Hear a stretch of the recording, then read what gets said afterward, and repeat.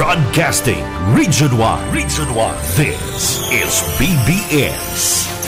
Bicol Broadcasting Systems Incorporated. DWLV 91.9 MHz. Your news and music stations.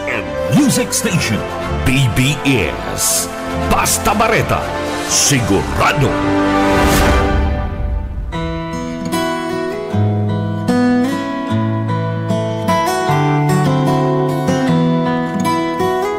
Magandang umaga po, Bicolandia. Magandang umaga po dito sa probinsya ng Camarines Sur. At magandang umaga dito sa lungsod ng Naga. Magandang umaga po sa lahat ng mahal naming mga tagapakinig. Masusugid na tagapakinig dito po sa BBS DWLV 91.9 FM. At ngayong umaga, magandang umaga sa lahat ng makikinig ngayon at marahil ngayon ay nakabukas na ang kanilang mga transistor radio. Ang iba naman ay magbubukas pa lang ng kanilang mga Facebook sapagkat tayo ay on air and online. Kaya sige po, simulan ho natin ang ating umaga, ang ating araw sa pamamagitan ho ng pagbabasa, pag-aaral ng mga aral ng Panginoon. Sa mga ngayon lang naipihit ang kanilang radyo sa istasyong ito. Ito po ang programang Biyaya sa Pagkaaga. Magandang umaga sa lahat ng mga Bicolano, sa Katagalugan at sa iba-iba ho nating mga inaabot ng signal na ito, no? Kaya magandang umaga po sa inyong lahat. Sa halip na simulan natin ang ating umaga sa pag-iisip na kung ano naman ang mga poproblemahin, wag po doon ang mapokus ang ating atensyon. Mapokus po ang ating atensyon. Paano ho natin pasisimulan ng ating umaga na mayroon po tayong komunikasyon, mayroon tayong ugnayan sa Diyos na nagbibigay sa atin ng buhay.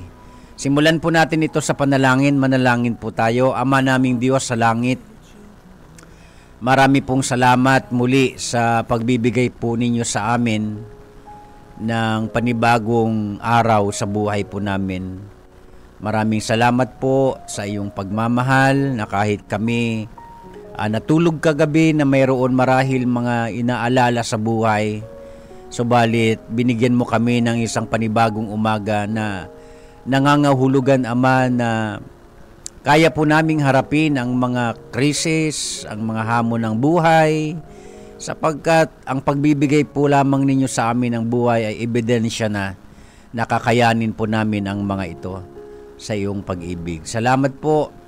Ito ang aming dalangin, kalakip ng aming papuri sa iyong kabutihan. Sa pangalan ng aming Panginoong Hesukristo. Amen. Ngayon pong umaga, mga minamahal ko mga tagapakinig, ang ating pag-aaralan ay ating mababasa sa unang Pedro, Kabanatang 4, talatang 12 hanggang 13. Okay, unang Pedro, Kabanatang 4, talatang 12 at talatang 13. Magandang umaga po kay Brother Roy Clavicilia at kay Sister Cao Deo. Magandang umaga po kay Sister Nelda Mabait at sa buong Mabait family. Magandang umaga kay Ma'am Lourdes Garrido. At ganun din kay Sister Eva Agregado at kay Sir Felipe Agregado. Yan.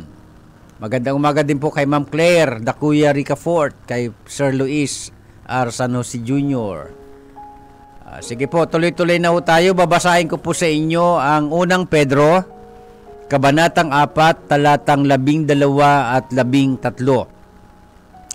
Mga minamahal, huwag na kayong magtaka sa mabibigat na pagsubok na inyong dinaranas na para bang ito'y hindi pangkaraniwan. Sa halip, magalak kayo sa inyong pakikibahagi sa mga paghihirap ni Kristo upang maging lubos ang inyong kagalakan kapag nahayag na ang kanyang kaluwalhatian. Ang pag-aaralan po natin ngayong umaga is about a biblical perspective on crisis. A biblical perspective on crisis. Ang biblical na perspektibo o pananaw tungkol sa mga krisis. Magandang umaga po kay Pastora Myrna Aguilar at gayon din po kay Kuya Fred. Ano po? A biblical perspective on crisis. Gusto ko pong sabihin sa inyo, mga minamahal kong mga tagapakinig, crises are inevitable. Pag sinabi nating inevitable, hindi po talaga ito maiiwasan because crises are an inevitable part of life. Ano po, ang krisis po ay talagang hindi maiiwasan sa buhay. Kristiyano man o hindi. Kumbaga, we face various challenges in life. Tayo po ay umaharap talaga, dumadaan sa mga krisis ng buhay. At ngayong umaga, sa liwanag ng aral ng Panginoon, atin pong aalamin o kaya sasariwain.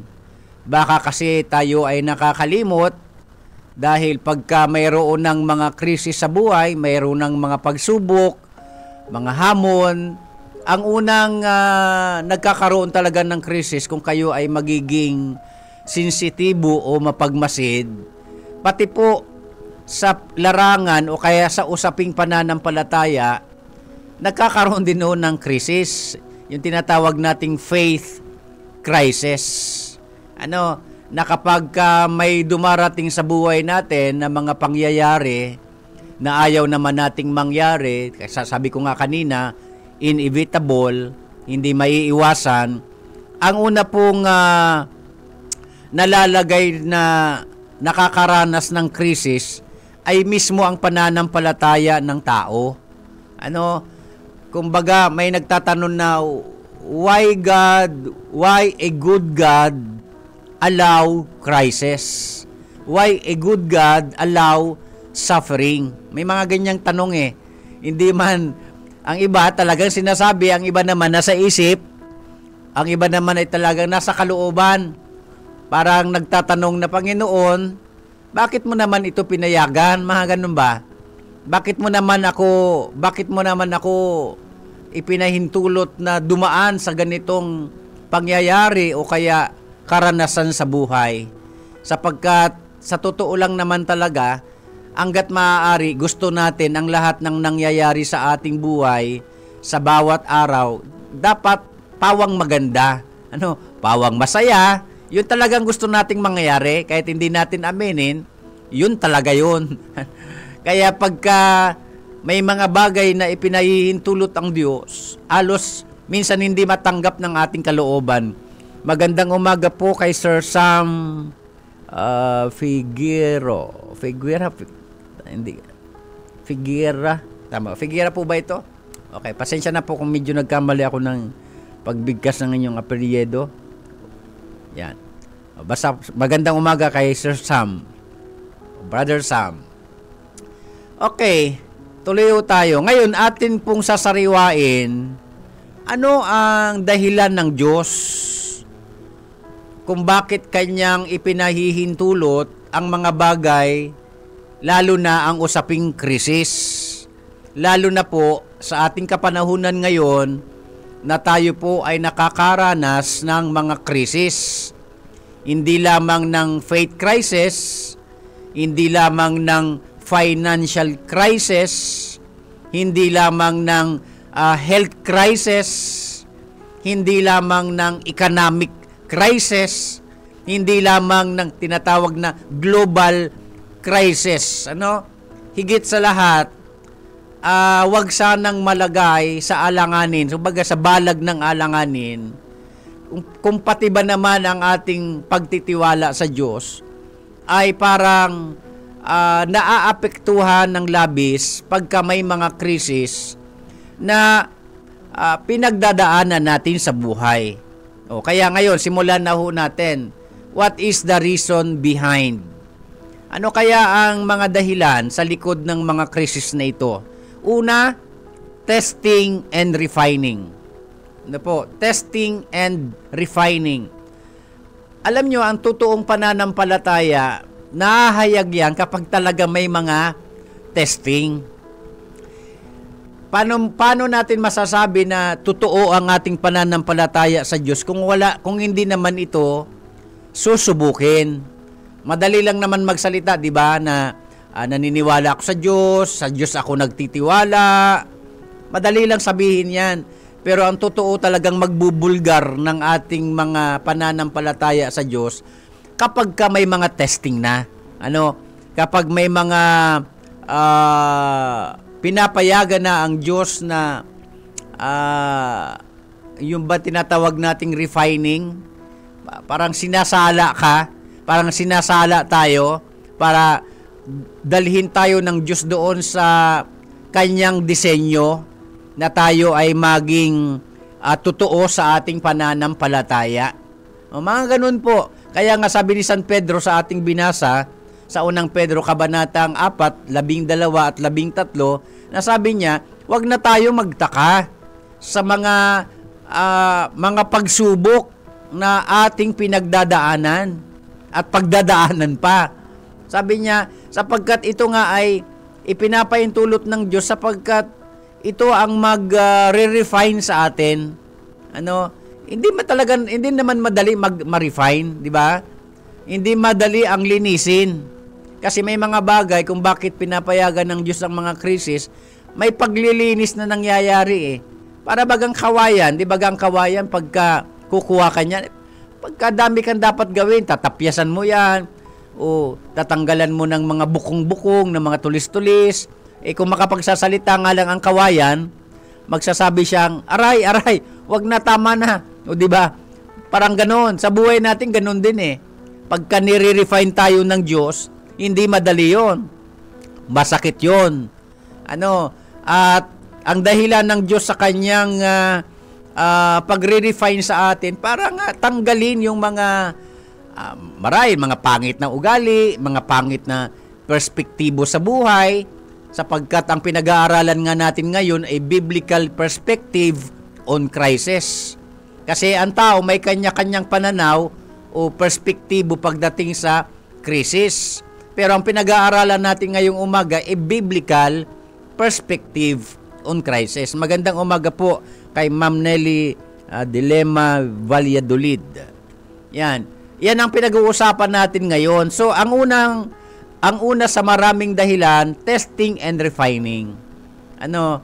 Lalo na po tayong mga naniniwala sa Diyos, lalo na tayong nagsasabing nagtitiwala sa Diyos, ibubulgar ng Panginoon talaga yan, hindi yan maiiwasan. Ibubulgar ng Panginoon ang kung totoo ang ating pananampalataya sa Kanya. Baka kasi nananampalataya lang ang tao sa Kanya kasi puro pagpapala, puro magaganda ang pangyayari nangyayari sa buhay, hindi ba? Pero pagka pinapayagan na ng Panginoon ang mga krisis, ang mga hirap, mga pagsubok, mga hamon sa buhay, doon nagkakaalaman kung talagang totoo ang ating pananampalataya sa Diyos. Pangalawa, spiritual growth and maturity. Kaya pinapayagan ng Diyos ang mga krisis sa buhay natin para tayo ay lumago spiritual. Kasi pagka minsan mga minamahal kong tagapakinig, nagiging kalmante ang tao eh.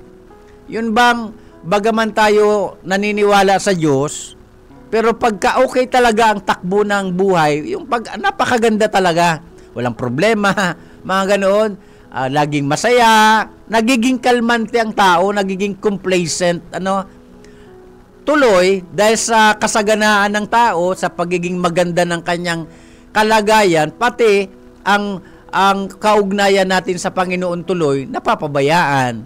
O, tanungin ko po kayo, kailan ba nagiging madadasali ng tao? Hindi ba kapag may maraming mga problema? Di ba pag may mga krisis? Yung dati naman hindi nananalangin, natututong manalangin? O pagka malakas ang bagyo, yung hindi naman nananalangin dati, mananalangin kasi magmamakaawa sa Diyos na itigil na yung bagyo. Pag may malalakas na lindol, hindi ba natututo ang taong matakot at manalangin? It's a part of spiritual growth. Kasi ayaw ng Diyos na tayo maging kalmante na pati relasyon natin sa Kanya napapabayaan. Kaya napansin ko po na nakakatulong din naman pala kapag may mga ganyang senaryo sa buhay. Kasi ang tao po ay natututong kumilala sa Diyos. Kaya yan ang pangalawang reason behind crisis. Una, testing and refining. Pangalawa, spiritual growth and maturity. Kailangan tayong mag-matured. Kahit sabihin na hindi natin naiintindihan ang mga nangyayari sa buhay, proseso ng Diyos yon. Ang tawag ng Biblia diyan ay proseso ng Panginoon. Kung bakit niya tayo pinadadaan diyan, para turuan tayong magdepende sa Diyos, hindi sa ating mga sarili. Isa pang reason diyan na nakapaloob sa spiritual growth and maturity, yung na dinedevelop ng Diyos sa atin ng resilience. Pag sinabi nating resilience, ang pinakapuso niyan, katatagan. Gusto ng Diyos na tayo maging matatag. Kasi pagka ang tao po matatag na, sa mga susunod pang dadating na mga hamon sa buhay, ang tao'y makakatayong matatag na hindi naaapektuhan ang kanyang pagtitiwala sa Diyos. Bagaman, dumadaan talaga tayo sa mahihirap na kalagayan sa buhay. Magandang umaga kay Sister Rina Berno Celeste. Magandang umaga din po kay Pastora Flor Obrero Cabañez. Yan po, nakapaloob yan dyan sa spiritual growth, spiritual na paglago at maturity. Yung pag sinabi nating maturity, ayaw kasi ng Panginoon na napakababaw ng ating spiritual na estado sa buhay. Yung bang mananalangin ka lang kapag may mga problema sa buhay, ayaw ng Diyos ng ganoon. Ang gusto ng Panginoon sa atin, may krisis sa wala, lagi tayong lalapit sa Kanya. Kaya baga, kung napapansin ho ninyo, doon sa panalangin itinuro ng Panginoon sa Kanyang mga alagad, nang siya'y tanungin ng mga alagad na kung paano manalangin, napansin niyo po ba? Ang sabi niya, ganito kayo manalangin. Sabi niya, Ama naming nasa langit ka, di ba? May dalawang part yung panalangin na yon, may dalawang bahagi.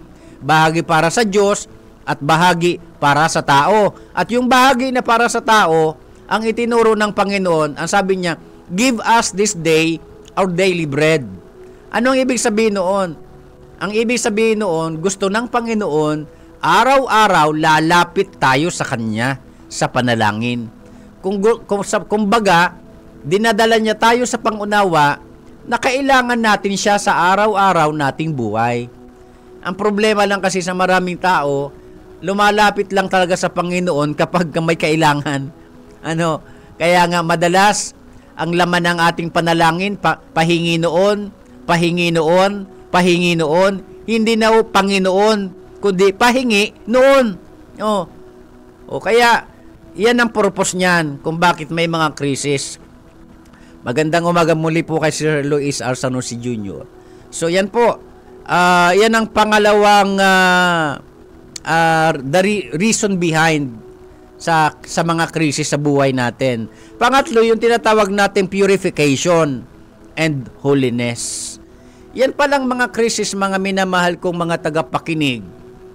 Ipinahihintulot ng Diyos na ating maranasan at pagdaanan kasi nililinis niya tayo. para ang pinakapuso ng Panginoon sa kanyang paglilinis ay dalhin ang tao sa wastong pamumuhay. Dalhin ang tao sa kabanalan. Yun talaga ang pinakalayo ng Panginoon dyan eh.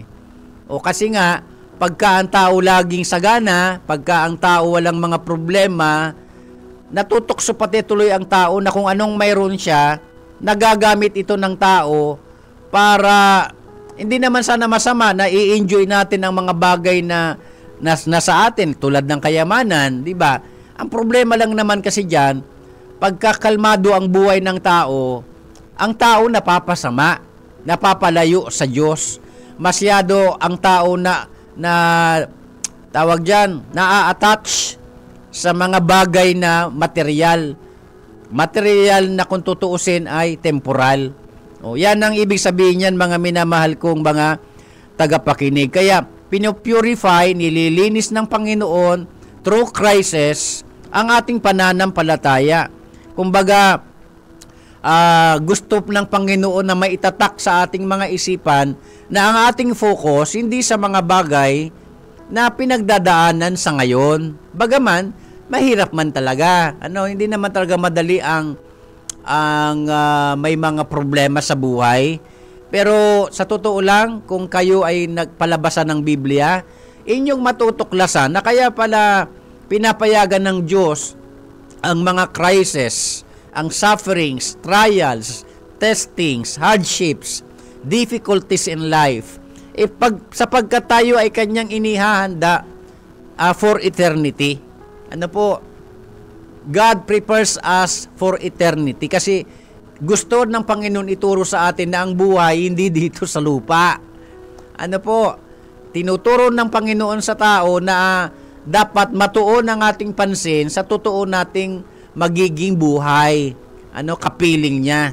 Kaya kung ano man ang pinagdadaanan po ninyo, mga minamahal kong mga tagapakinig, ngayong mga oras na ito, hindi ko alam ang inyong mga problema, ang ating mga pinagdadaanan sa buhay. But again, mahal ka ng Panginoon. Kaya lang naman niya yan pinapayagan kasi nga nililinis ng Diyos ang ating buhay. Ayaw ng Panginoon na tayo ay nabubuhay sa kasalanan. Ayaw ng Diyos na tayo ay masyadong nahuhumaling sa mga bagay na temporal. Ayaw ng Diyos na ang tao po ay masyado nang dumidepende sa mga bagay na parang sinasandigan mo na. Parang yun na ang tinatawag na refuge ng buhay mo. Hindi dapat. Dapat ang refuge ng buhay natin ang Diyos. O ngayon, sa aking pagtatapos, ano ang mga application na dapat nating gawin? Dito sa ating napakinggan, sapagkat ang pinag-aralan natin ngayong umaga ay tungkol sa a biblical perspective on crisis. Ating inalam kung ano ang mga dahilan sa likod ng mga krisis na kahit ayaw natin itong pagdaanan, padadaanin talaga tayo ng Diyos dito. Ano ang mga dapat alalahanin? Una, God is sovereign and loving despite na may crisis.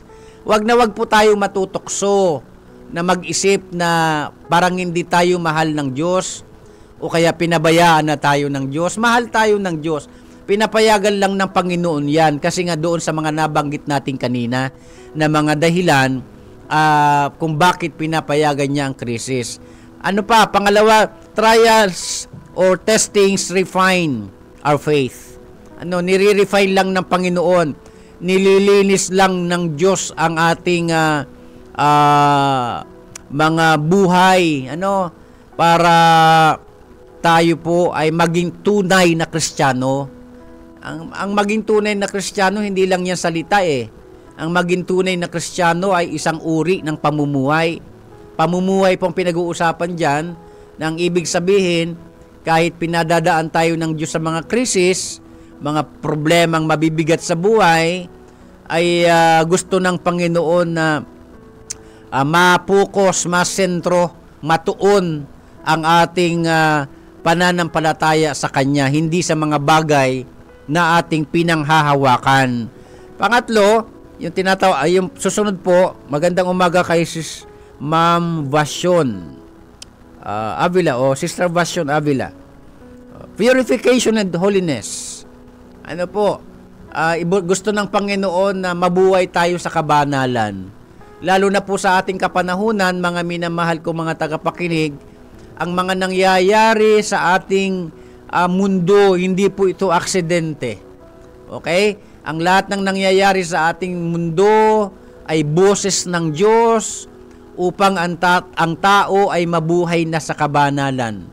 Hindi sa mga bagay na labis na kinahuhumalingan ng mga tao. Kaya kailangan nating i-embrace ang magtiwala sa Panginoon.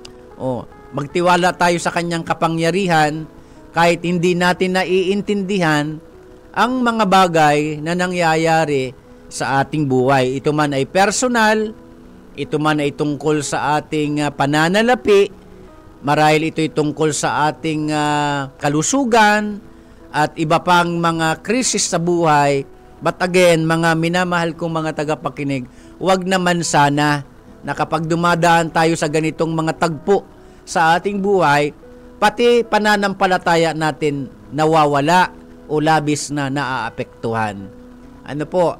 Kaya nawa itong narinig nating mensahe ngayong umaga ay nagpaalala sa ating lahat na ang biblikal na perspektibo kung bakit may mga krisis ay sapagkat gusto lamang ng Diyos na ipakilala sa atin, ipaunawa sa atin na nire-refine tayo ng Panginoon. Ano po? Nilinilis niya lang tayo. Magandang umaga kay Ma'am o kay Pastora Linda Natividad. Ganon din kay Pastor Marvin Natividad. Tapos, yan, spiritual growth. Gusto ng Panginoon na manangan talaga tayo sa Kanya. Yung mabantayan natin ang ating buhay espiritual na kahit may mga problema, hindi tayo lalayo sa Panginoon. Wag na wag pong mawawala ang ating pagtitiwala sa Panginoon. Kung may Biblia kayo ngayong katabi, yan ang iiwan ko sa inyong huling talata, Hebreo, Kabanatang 10, talatang 35. Basahin nyo ngayon, sinasabi ng talatang yan na huwag nating hayaan na mawala ang ating pananampalataya sapagkat taglay nito ang dakilang gantimpala. Mawala na ang lahat, tulad ngayon, may mga nawala sa buhay, pero wag lang ang pananampalataya. As long as may pananampalataya ang tao, ibabalik yung mga nawawala. Kaya ang pananampalataya ang nagdudugtong sa atin at nagpapanatiling nakaugnay tayo sa Panginoon. Kaya wag na wag pabayaan yan. Manalangin po tayo. Panginoon naming Diyos, marami pong salamat ngayong umaga na nagpaalala sa amin ang mga bagay na ito na sa panahon ng krisis ng aming buhay, lagi po kaming manangan sa iyo sapagkat ikaw ang Diyos na makapangyarihan sa lahat. Hindi man namin naiintindihan, subalit kontrolado mo ang lahat ng bagay. Ang gusto mo lamang, Panginoon, sa amin ay pagtiwalaan ka kahit sa mga panahong hindi namin naiintindihan ang mga bagay na nangyayari sa buhay namin. Salamat po, pagpalain yung lahat ng nakinig, nanood at sa lahat pa po ng magre-replay nito. Pagpalain niyo po ang BBS DWLV 91.9 FM at ang programang Biyaya sa Pagkaaga. Salamat po, Panginoon, aming Ama, sa pangalan ng aming Panginoon Kristo. Amen. Ako po ang inyong lingkod, Pastor Luis Bulaño, sa technical, si Sir Stephen Fabi. Susunod na po ang Kakampi Network News, ibabalita ni Sir John Bernas. Pakinggan niyo po ang susunod na awit. Magandang umaga po sa inyong lahat.